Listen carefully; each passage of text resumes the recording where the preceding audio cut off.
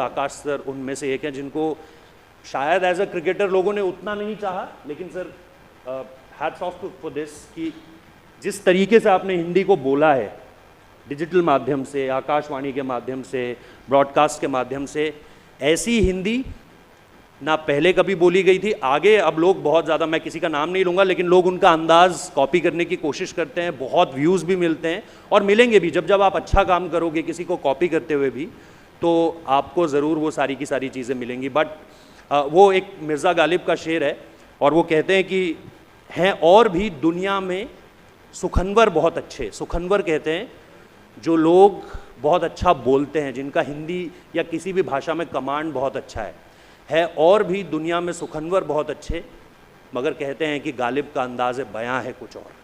इसमें जो सबसे बड़ा शब्द है वो अंदाज़ बयां है। आकाश सर का अंदाज़ बयां है जो आज वो यहाँ तक पहुँचे हैं इन सारी की सारी खूबियों को साधते हुए।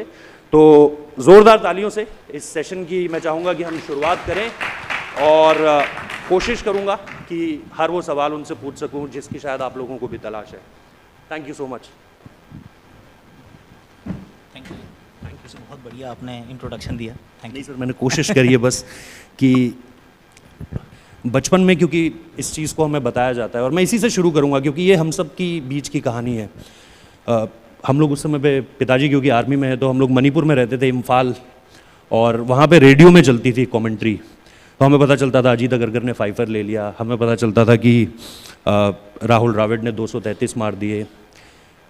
आज क्योंकि ब्रॉडकास्ट से ही शुरू करते हैं, आप इस समय पर अलग अलग चीज़ों को देख रहे हैं, तो मैं ये जानना चाहता हूँ सबसे पहले कि उस वक्त का ब्रॉडकास्ट और आज की जो जर्नी है, क्योंकि ये एक चुनौती हो चुकी है कि 1 मिनट का कंटेंट भी आप ही को बनाना है, 10 मिनट का यूट्यूब वीडियो भी आप ही को बनाना है, एक पूरे दिन का खेल भी आप ही को बताना है, बट 100 ओवर की कमेंट्री भी आप ही को करनी है और 40 ओवर की कमेंट्री भी आप ही को करनी है। पता नहीं क्रिकेट और कितनी दशाएं दिशाएं हमें दिखाएगा, लेकिन कैसे आप अपने आप को इन सारे खांचों में बहुत अच्छे तरीके से फिट कर चुके हैं। बहुत लोग अभी भी इस जद्दोजहद में लगे हुए हैं कि यार मेरा यूट्यूब तो बहुत अच्छा चलता है लेकिन इंस्टाग्राम शॉर्ट्स या रील्स नहीं हो पा रही हैं, यार कमेंट्री तो बहुत अच्छी कर रहा हूँ लेकिन, और ये मैं कुछ एक्स क्रिकेटर्स की भी आपको बात बता रहा हूँ, वो लोगों से जब मिलते हैं तो वो ये पूछते हैं यार क्या टैग्स इसमें अच्छे नहीं डले, क्या कीवर्ड्स अच्छे नहीं है, टाइटल छोटा कर दिया जाए।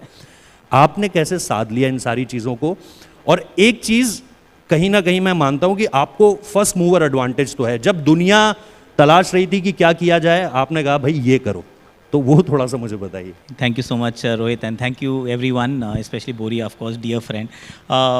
ये आपके सवाल सी बहुत सारी चीज़ें मुझे ऐसा लगता है कि ना ये आपकी वो डेस्टिनी में लिखी होती हैं।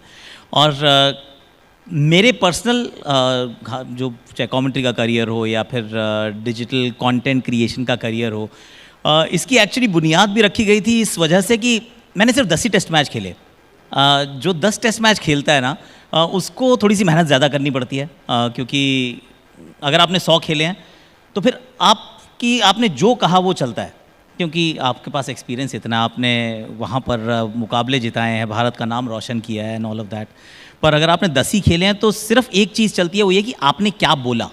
आपका क्या बोलना सबसे ज़्यादा इम्पॉर्टेंट आस्पेक्ट है, क्योंकि आपकी जो रिसीव कर रहा है वो सिर्फ इसी बात पे है कि आकाश क्या बोलता है। कौन है Akash does not matter, beyond a point. बिल्कुल सही कहा आपने कि क्रिकेट में शायद उतना प्यार नहीं मिला जितना कमेंट्री में मिला, और ऑफ कोर्स बिल्कुल बात सही है। क्रिकेट वैसे भी हेलमेट के नीचे था, लोग पहचानते भी नहीं थे, या तो शॉर्ट लेग पे होता था या बैटिंग कर रहा होता था। पर अब क्योंकि अब कमेंट्री है, डिजिटल मीडिया है, तो एक चीज़ पे फोकस हमेशा था कि बहुत ऑनेस्ट रहो और अपनी ओपिनियन आपको व्यक्त करनी है। अब उसके तरीके आपको ढूंढने पड़ेंगे अलग अलग कि किस तरीके से आप उस ओपिनियन को व्यक्त कर सकते हैं। और over a period of time वो भी बदला है कि शुरुआत में शायद बहुत अब्रेसिव भी था, बहुत ज़्यादा वो बहुत आप कोशिश करते हैं कि जो देख रहे हैं वैसा का वैसा बोल दो, किसी की परवाह मत करो। फिर आप थोड़े से उम्र आती है आपकी, तो आपको रियलाइज़ होता है कि हर चीज़ को कहने का एक बेहतर तरीका भी हो सकता है, तो वो वाला बदलाव भी आता है। पर वो जो फॉर्मेट्स की आप बात कर रहे हैं, इसमें एक तो पहली बात की बहुत बड़ी ब्लेसिंग है कि जो भी आप अगर कह रहे हैं, see from a broadcaster point of view, आप चीज़ें बोलते हैं, आप कंटेंट बनाते हैं, उसकी सफलता जो है वो इस बात पे निर्भर नहीं करती कितना अच्छा मैं बोल रहा हूँ। उसकी सफलता इस बात पे निर्भर करती है कि लोग जो हैं क्या वो उसको एक्सेप्ट कर रहे हैं, क्या उसको आपने एम्ब्रेस किया। और touch wood, God is been very very kind कि वो शुरुआत से होना शुरू हो गया कि लोगों ने पसंद किया, लोगों ने कहा ये बात तो ठीक करता है, तो चलो इसकी सुन लेते हैं। उसके बाद मेहनत बहुत करनी पड़ी, क्योंकि सर 10 ही टेस्ट मैच खेलो, मेहनत ज़्यादा करनी पड़ेगी आपको। तो उसमें कोई संकोच नहीं था, उसमें कोई कोताही भी नहीं थी कि करते जाओ लगातार, और कॉन्स्टेंटली कोशिश करो अपने आप को इम्प्रूव करने की, कोशिश करो अपने आप को बेहतर बनाने की, और अलग अलग मीडियम्स की डिमांड को समझने की। आई थिंक जो सेंटर पीस है आपके कंटेंट क्रिएशन का, कमेंट्री का, वो आप अपने लिए कुछ नहीं कर रहे हैं। जो सेल्फ इंडल्जेंट हो जाता है वो फंस जाता है, क्योंकि उसको लगता है कि मैं इंपॉर्टेंट हूँ।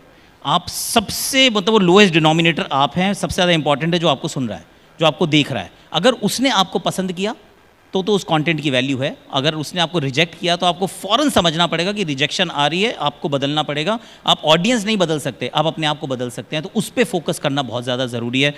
यही कुछ पिलर्स थे जिनको आज तक फॉलो कर रहा हूँ। एक आपने परवाह शब्द का इस्तेमाल किया, मेरी गाड़ी वहीं अटक गई। एक वसीम बरेलवी का शेर है कि कौन सी बात कहाँ कही जाती है, ये सलीका हो तो हर बात सुनी जाती है।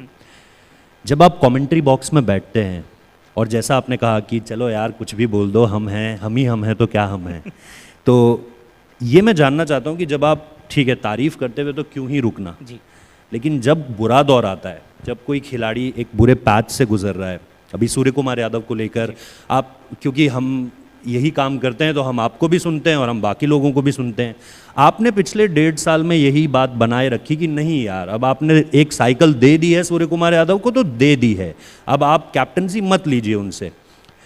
इन सारी चीज़ों के बीच में क्या कभी ऐसा लगता है कि नहीं यार, मतलब एक तो है कि कंस्ट्रक्टिव क्रिटिसिज्म, हम बहुत बार इस बात को कहते हैं, कल गौतम यहाँ पर आए हुए थे, गौतम ने कहा कि मैं ठीक हूँ, कंस्ट्रक्टिव क्रिटिसिज्म कीजिए, आप मेरे बारे में बोलिए ना, लेकिन आप ऐसी बातें बोलते हैं जो ना तो शोभा देती हैं और ना सही हैं, क्योंकि इंडियन टीम के तो आप भी रिप्रेजेंटेटिव हो ना, सिर्फ वो 11 लोग या 15 लोग तो नहीं है। मैं आपसे जानना चाहता हूँ कि आप कहाँ पर ब्रेक जाकर लगाते हैं कि यार अब मैं क्या करूँ, मतलब सूर्य कुमार यादव को कैसे डिफेंड करूँ, एज अ प्लेयर तो मुझे बोलना ही पड़ेगा। नहीं, मुझे डिफेंड करने की ज़रूरत ही नहीं है ऑनेस्टली। उसकी ना हर जगह, मतलब हर बात बोलने की एक जगह भी है, एक सलीका है, दूसरी जगह है। सी कमेंट्री के अंदर, क्योंकि कमेंट्री जो मेरा रोल है, मेरा रोल कॉलर का है, और कॉलर का रोल होता है कि एक्शन को फट से बताए और फिर निकल जाए, क्योंकि उसके साथ एक्सपर्ट बैठा है जिसने आपसे बेहतर क्रिकेट खेली है, और वो फिर एक्सप्लेन करेगा कि क्यों हुआ, कैसे हुआ। तो उस रोल में मुझे रहना है, तो वहाँ पे मुझे आवश्यकता ही नहीं पड़ती कि किसी की बुराई भी की जाए। आई मीन क्या ही ज़रूरत है, क्योंकि वो रोल डिस्क्रिप्शन में ही नहीं है। अगर वो आउट हुआ है तो मुझे कहना है आउट हुआ, बॉल अच्छी थी तो कहना है अच्छी बॉल थी, ख़राब थी तो ख़राब डिस्क्राइब करके निकल जाना है। और उसमें भी डिस्क्रिप्शन जो है वो क्रिकेट, टीवी की क्रिकेट में नहीं होता है, जितना कम हो उतना बेहतर। आई मीन छक्के को छक्का तो आप बोल देते हो, लेकिन उसके बाद भी, क्योंकि एक मैच में कई बार आजकल 40 छक्के लग जाते हैं, अब हर बार 6 रन बोलोगे, वो बंदा कहेगा यार ये क्या बात हुई। तो फिर आप उसके अलग अलग तरीके भी निकालते, कई बार 6 को 6 भी नहीं बोलते, क्योंकि वो तो उसने देख लिया। अब उसको गेंद को टोल नाके पे पहुंचाना है या कहाँ पहुंचाना है वो आप अपना डिसाइड कर सकते हैं, पर you need to keep innovating कि एटलीस्ट इंटरेस्टिंग रहे, क्योंकि देखने वाले को सब कुछ दिख रहा है, और म्यूट पे भी देखेगा तो क्रिकेट पक्का देखेगा। तो अगर उसने म्यूट से हटाया, आपकी आवाज़ को ऑन किया, तो इसका मतलब उसने आपको अपने घर में, अपने पर्सनल स्पेस में जगह दी है। तो ट्राई एंड ऐड वैल्यू, तो वहाँ तो दिक्कत नहीं होती, कि मतलब क्वेश्चन ही नहीं होता, दिक्कत तो खैर कभी भी नहीं है। पर उसके बाद जो pre match show, post match show, mid show, मेरी अपनी आकाशवाणी, वहाँ पे सच को सच तो बोलना है, इसमें कोई डाउट नहीं है। अगर सूर्य कुमार यादव रन नहीं बना रहे हैं तो ये बोलना पड़ेगा कि दबाव उन पे है, उनको रन्स बनाने चाहिए, उनसे ये गलती हो रही है, इस गलती को सुधारना होगा, मे बी नंबर 3 पे जाना होगा, अपने आप को थोड़ा और समय देना होगा। ये सब कुछ कहना ज़रूरी है। अगर आप ये नहीं कहेंगे तो रोहित, मेरा जो सबसे बड़ी, जो मेरी रिस्पॉन्सिबिलिटी, जो मेरा ऑब्लिगेशन है, वो व्यूअर्स है।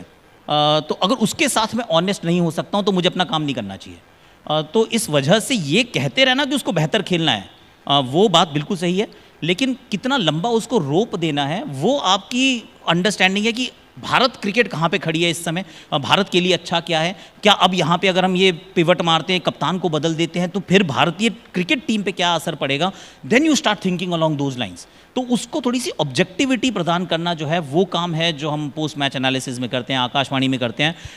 पर सच को तो सच बोलना ही पड़ेगा, वरना आपको लगता है कि आपको लोग सुनेंगे, पर नहीं सुनेंगे। They will stop listening to you, क्योंकि आप जो सामने दिख रहा है, जो उसको दिख रहा है, आप उसको नहीं बोल पा रहे हैं, आपको किसी बात का संकोच है, आपका दोस्त का खेल रहा है, मे बी इस वजह से नहीं बोल पा रहे हैं, पर वो आपकी रिस्पेक्ट ख़त्म कर देगा एंड दैट इज़ इट। वहाँ पे आपकी कंटेंट जर्नी, फिर आप कुछ भी बनाते रहो फॉर्मेट में, वो बियॉन्ड अ पॉइंट, वो हो सकता है फ़ैन पेजेस थोड़ा सा उसको एंगेज कर लें, पर उसके अलावा कोई चांस नहीं है कि आपकी वो जो सिक्का है वो चलता रहे, वो इम्पॉसिबल है।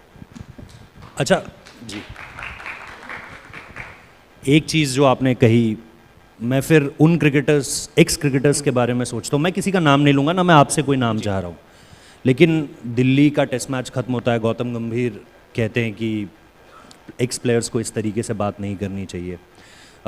जब जसप्रीत बुमराह टेस्ट क्रिकेट से रेस्ट मांग रहे थे, या ये कहा जा रहा था कि उनको रेस्ट चाहिए, बहुत सारे एक्स क्रिकेटर्स ने भी ऐसी बातें कही जो लगा कि यार आप तो क्रिकेटर हो, अगर आप नहीं समझोगे तो फिर हमसे क्या एक्सपेक्ट कर रहे हो, हमने तो क्रिकेट नहीं खेली है। तो हम ऐसी बात करें तो मैं फिर भी एक मिनट के लिए माफ़ी दे दूंगा कि यार इसने तो क्रिकेट ही नहीं खेली है। लेकिन मैं ये जानना चाहता हूँ कि जब एक्स क्रिकेटर्स भी ऐसा लग रहा है जैसे ये क्लिक बेट और थंबनेल की लड़ाई में घुस चुके हैं कि यार हमको भी कुछ ना कुछ करके तो किसी ना किसी का फ़ोटो लगा के तो व्यूज़ हासिल करने हैं। आप हंसते तो होंगे ही इन सारी चीज़ों को देखकर, लेकिन मुझे ये जानना है कि क्या ये लड़ाई इसी चीज़ की है जो मैं समझ पा रहा हूँ, या आपको लगता है नहीं ये कोई और चीज़ है जो इनको ड्राइव कर रही है? क्या वो अपनी जगह पर सही है और हम गलत परसीव कर रहे हैं, या फिर जसप्रीत बुमराह या किसी और क्रिकेटर को आके ट्वीट करना पड़ता है, फिर उस पर अलग बातें होती हैं? ये आप कैसे देख रहे हो इन चीज़ों को जो, और ये बहुत रीसेंट है सर, ये ऐसा नहीं है कि पहले के क्रिकेटर्स भी इस तरह की बात करते थे? इसके बारे में थोड़ा सा बताएं। पहले तो एक्चुअली एक बड़ी इंपॉर्टेंट बात यह है कि हम क्रिकेटर्स को ये कोई भी हक नहीं है सोचने का और समझने का कि हम सिर्फ कस्टोडियन है इस गेम के। जो भी क्रिकेट को फॉलो करता है, जो भी क्रिकेट को कवर करता है, वो आप भी हैं, वो बोरिया भी है, वो त्रिशा वहाँ खड़ी हैं, एवरीबडी, जो इस रूम में जितने भी लोग बैठे हैं, उन सबके पास ये हक है कि एक ओपिनियन तो होनी चाहिए ना। और ओपिनियन अब वो सही या गलत हो सकती है, वो दैट्स अ सेपरेट स्टोरी, पर ओपिनियन का हक सभी को है। कोई क्रिकेटर, कोई एक्सपर्ट एनालिस्ट खड़े होकर नहीं बोल सकता कि तुमने क्रिकेट नहीं खेली इस वजह से तुम्हें अक्ल नहीं है। फिर तो रोहित ब्रिजनाथ और शारदा उग्रा को तो कोई सुने ही ना आई मीन फिर तो पॉइंट ही क्या हुआ। तो आप सब जो काम कर रहे हैं उसकी बहुत वैल्यू है और बड़े रिस्पेक्टेड एक्चुअली वॉइसेज हैं, और रिस्पेक्ट जो मिलती है वो over a period of time मिलती है। अगर आप एक अच्छा काम लगातार बिना एजेंडे के आप करते जाते हैं, ऐसी गलतियां तो हम सबसे होंगी। मेरी ओपिनियन भी गलत होगी, आपकी ओपिनियन भी गलत होगी, तो ओपिनियन में अंतर आना इज़ एब्सोल्युटली फाइन। पहली बात तो ये है। दूसरी बात यह है कि आजकल का ये ना बड़ा अनफॉर्चुनेट सा वो हो गया कि पहले हम सिर्फ नूडल 2 मिनट की खाया करते थे, आजकल ना हमें फेम भी वो चाहिए, वो रिएक्शन 2 मिनट का चाहिए। तो वो एक आसपास के कुछ लोग भी होते हैं, वो भी यही समझाते हैं कि ऐसा करो, इस पे बना दो। तो ये शायद कई बार वो लाइंस ब्लर हो जाती हैं ये समझने में कि आपसे ये उम्मीद नहीं है। आपसे जो जनता उम्मीद करती है वो ये कि भाई तूने क्रिकेट खेला है, एक बार दबाव को महसूस किया है, तो please tell me how do you feel. अगर आज आप अपने आप को सूर्य कुमार यादव की जगह पे खड़े करके, शुभमन गिल ड्रॉप होते हैं उनकी जगह पे खड़े करके, if you can tell me, take me into his mind, क्योंकि वो शायद क्रिकेटर वो काम थोड़ा सा बेहतर कर सकता है क्योंकि वो वहाँ पे रहा है। अगेन इस बात की कोई एरोगेंस नहीं है, पर ये प्रिविलेज है हमारे पास कि हम वहाँ पे थे, तो मुझे थोड़ा सा शायद आइडिया होगा। And now in my honest analysis and thought I should try and present that। तो वो काम है मेरा। और सच बात ये है, ऑनेस्टली मैंने तो सिर्फ यही सीखा है कि ओवरनाइट ना कुछ नहीं बनता। ये क्रेडिबिलिटी बनानी हो, आपको ऑडियंस तैयार करनी हो, आपको अपनी वजूद भी बनाना है, तो उसके लिए भी टाइम लगता है। ये 2 मिनट की नूडल तो नहीं है। और ये जो जितने क्लिक बेटी चीज़ें जब मैं देखता हूँ मैं कहता हूँ ठीक है चलिए कोई बात नहीं, थोड़ी समय का वो ज़रूर है, पर it doesn't last the test of time. वो क्योंकि टाइम डिसाइड करेगा, वो जर्नी डिसाइड करेगी कि आप कितनी देर तक रेलेवेंट रहते हैं। और रेलेवेंट रहने का सिर्फ एक ही तरीका है कि एक तो आप ऑनेस्ट हो, दूसरा कि जनता आपको एक्चुअली पसंद करे। अगर वो रिजेक्ट कर देगी तो फिर आप कुछ भी बोलते हो और इस बात का कोई मैटर नहीं करता है। क्रिकेट की तरफ आते हैं, जो खालिस क्रिकेट हुई है अभी, T20 वर्ल्ड कप ख़त्म हुआ है। मैं आपसे बस एक, टीम ने बहुत अच्छा किया, विदाउट अ डाउट हम चैम्पियन बने और बैक टू बैक चैम्पियन बने, बट मैं एक चीज़ आपसे जानना चाह रहा हूँ कि ये जो एक हमने अंदाज़ अपनाया है, इसके बारे में मैं आपसे जानना चाह रहा हूँ कि एक है इंटेंट, जो गौतम गंभीर ने भी कहा, प्रेस कॉन्फ्रेंस में कहा, फाइनल के बाद यहाँ पर भी कहा कि मैं स्वीकार कर लूँगा 87 रन की हार साउथ अफ्रीका के अगेंस्ट या 100 पे ऑल आउट, मैं स्वीकार कर लूँगा, बट मुझे चाहिए कि आपको वो 250 रन या 225 रन लगाने हैं बोर्ड पे। दूसरी चीज़ जो उन्होंने कही कि आपको वो 96 पर जाकर 4 गेंदें नहीं लेनी है 100 तक पहुंचने के लिए। और क्योंकि आप उन्हें बहुत बचपन के दिनों से जानते हैं तो आप ज़्यादा बेहतर बता पाएंगे।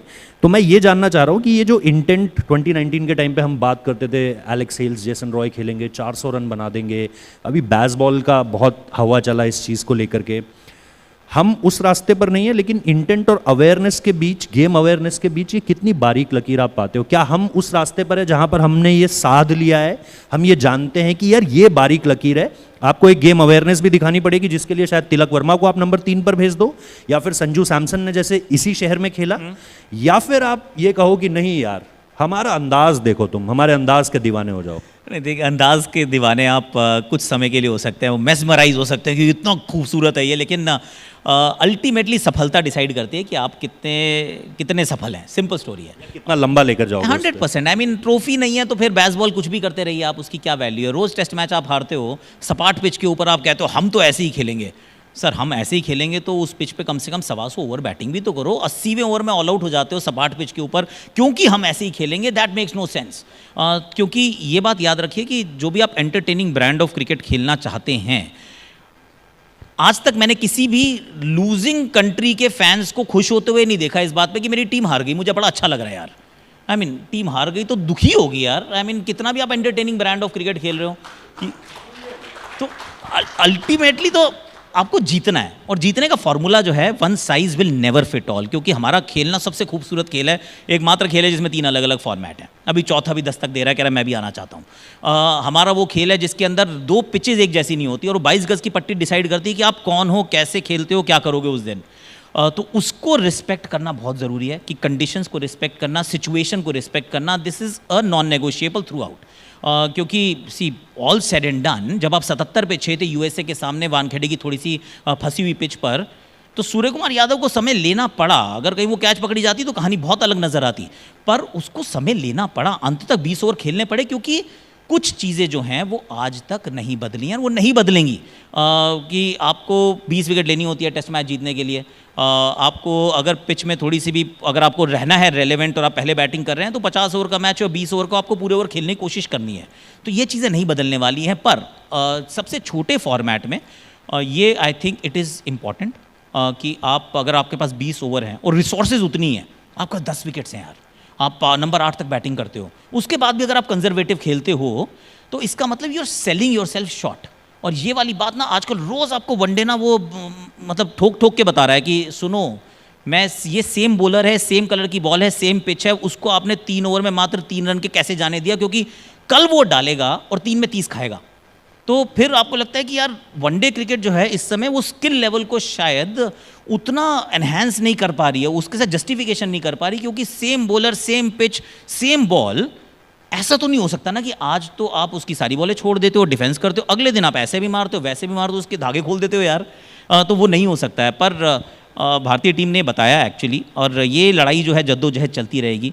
अच्छी चीज़ ये है कि अब हमने वो बार को हाई करते जा रहे हैं कि हमें वहाँ तक पहुँचना है, वो इंपॉर्टेंट है, और वो बेसबॉल की वजह से नहीं है, वो हमारी वजह से है कि हम ऐसे खेलना चाहते हैं, हमारे पास ऐसे हमने टीम तैयार की है।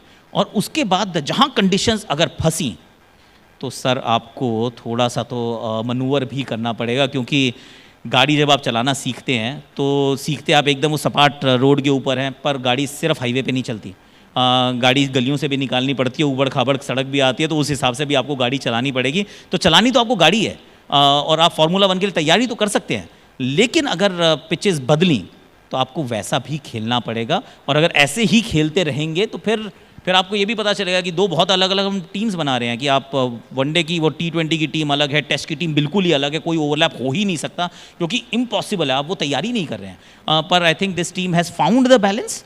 पर ये कांस्टेंट आपकी लड़ाई रहने वाली है, क्योंकि अभी 2027 का वर्ल्ड कप, 2028 का वर्ल्ड कप, दोनों वर्ल्ड कप ऐसी कंडीशंस में होंगे जहाँ पे 300-300 रन ना तो वनडे में बनेंगे, ना ही 250 रन बनने वाले T20 क्रिकेट में।